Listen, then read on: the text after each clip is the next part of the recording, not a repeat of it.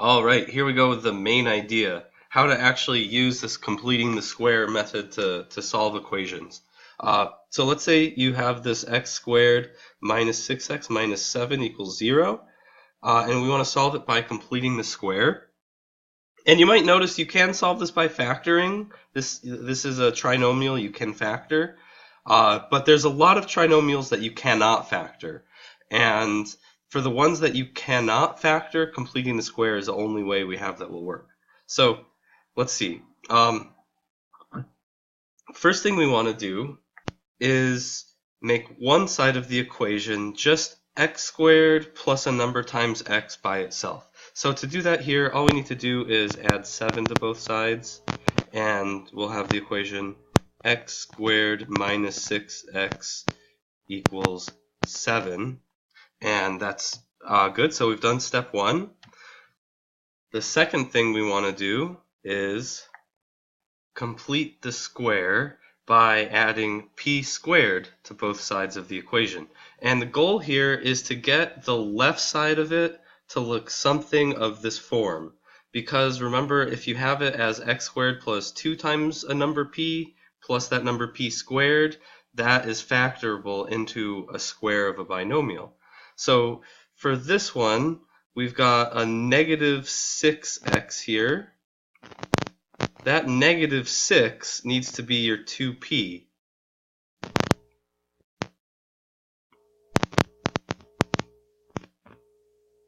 So then you can find what p is by dividing both sides by 2. If you divide negative 6 by 2, you'll get negative 3. That's your value of p is negative 3. So when you square that, negative 3 squared gives you positive 9. So that's what we need to add to both sides to complete the square here. So we're going to do plus 9 on the left and plus 9 on the right here. On the left, that becomes x squared minus 6x plus 9. And on the right side, we have 7 plus 9 is 16. Now, that means that this is a perfect square trinomial. And we can proceed to step 3. And step 3 is to write the left side of this equation as a square of a binomial, which we can do if we chose the right value of p squared. This should be of the form x squared plus 2 times negative 3 plus negative 3 squared, which means we can write this as x plus negative 3, or x minus 3 squared equals 16. And now, voila, this is an easy equation to solve using extraction of roots after we did all of this extra stuff. So to solve this equation by extraction of roots, basically just take the square root of the left side, which just gives you your x minus 3, and that gives you plus or minus the square root of the right side, which turns out to be plus or minus 4. And if you then add 3 to both sides, you'll get x equals positive 4 plus 3, or x equals negative 4 plus 3. You guys have already had practice with this, so this might be kind of boring. And that gives you x equals 7, or x equals negative 1. And this is a method you can use to solve all kinds of quadratic equations. Even if it's not factorable, even if it's not already written as something squared equals a number, it's a pretty handy method for solving equations. So not sure why with that last bit my microphone was being very strange, and there's a bunch of sound problems there. I hope that doesn't happen here. It seems like it was something with my pen thing is interfering with the microphone. I don't know what's going on. So sorry about that. Anyways, let's solve this one by completing the square. First thing we need to do is add the 3 to both sides to get the x squared plus 4, x squared minus 4x part by itself. So that will look like x squared minus 4x equals 3. So now we need to do the completing the square step, where you take that negative 4. That negative 4 is your 2 times p.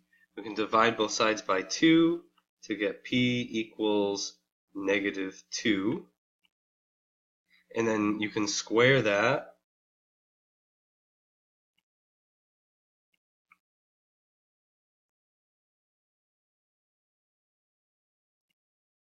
We're going to take that negative 2 squared, it becomes positive 4.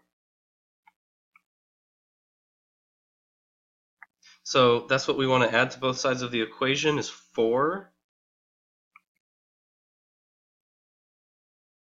And that'll give you x squared minus 4x plus 4 equals 7. And let's just make sure that this is of the right form of the square of a binomial. The general equation you want to keep in your head the whole time in this section. Our p is negative 2, so we have that negative 2 squared, and then 2 times negative 2 is negative 4. So yeah, that means we can then factor this into x minus 2 squared equals 7. So now it's all set up to take the square root of both sides, and so it's going to look like x minus 2 equals the plus or minus square root of 7. And you can add 2 to both sides. You'll get x equals 2 plus or minus the square root of 7. And you could also approximate this with a calculator. It's not a bad idea. This is an exact answer because I didn't round off the square root of 7. If you plug it into your calculator, the square root of 7 is going to be a decimal that goes on forever, so you're going to have to round it off. Do 2 plus the square root of 7 is that, and then second entry to change that plus to a minus. 2 minus the square root of 7 is negative 0.64. So that gives you your approximate answers. And once you have it that way, you can also check this by graphing, because it's important to understand that the solutions of this are values of x that make this whole thing equal to 0. So if we graph y equals this whole thing, it should be the same as the x-intercepts of that. So I'm going to check it that way too. So we're going to go to graphing this here. We're going to graph y equals x squared minus 4x minus 3. And I've got a weird window here. Let's make that be the standard window. And if you want to see where this crosses the x-axis, you could always just do trace to get approximate solutions.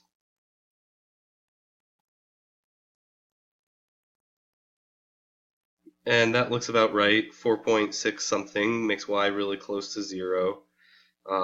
You could also just start plugging in 4.646 here and hit enter, and that will give you that point, and the value of y there's really close to 0. So that gives you almost the x-intercepts here. We could also try doing trace and then type in negative 0.46, whoops, negative 0.646 and enter, and that gets you this point here. And yeah, that's an approximate solution, and it makes y almost exactly 0, but not exactly because we rounded that off a little bit.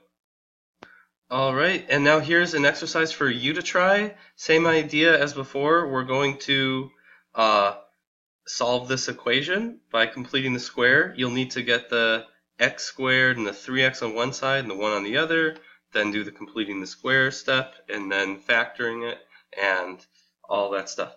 And if you get stuck on this, I recommend just rewinding in the video to see how I did it with the other examples, because it's pretty similar to those.